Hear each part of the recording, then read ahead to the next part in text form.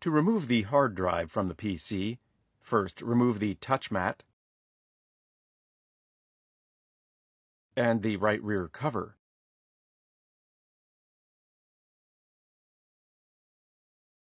Loosen the captive Phillips No. 2 screw for the hard drive. Slide the hard drive cage out to the side, then pull the hard drive cage out of the PC.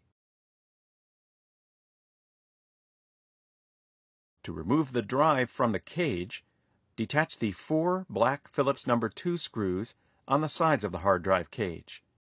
Note, the screws are different than other system screws. Pull the hard drive out of the drive cage. Before installing any hard drive in the hard drive cage, make sure there is a rubber grommet on each side hole of the cage.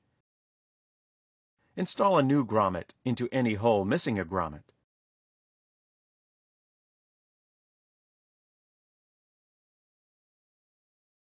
In addition, the 2 holes nearest the connector edge of the cage should each have conductive tape applied over their grommets.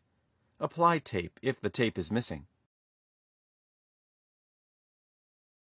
To replace the hard drive in the cage, place the drive into the cage until the screw holes on the side of the drive and the cage align. Replace the 4 black Phillips No. 2 screws to secure the hard drive to the cage.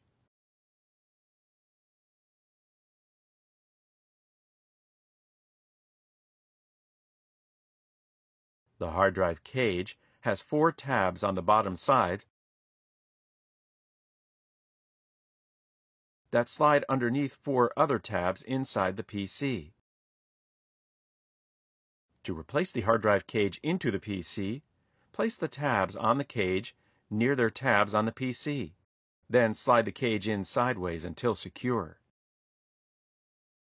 Tighten the captured Phillips No. 2 screw to secure the hard drive cage in the PC.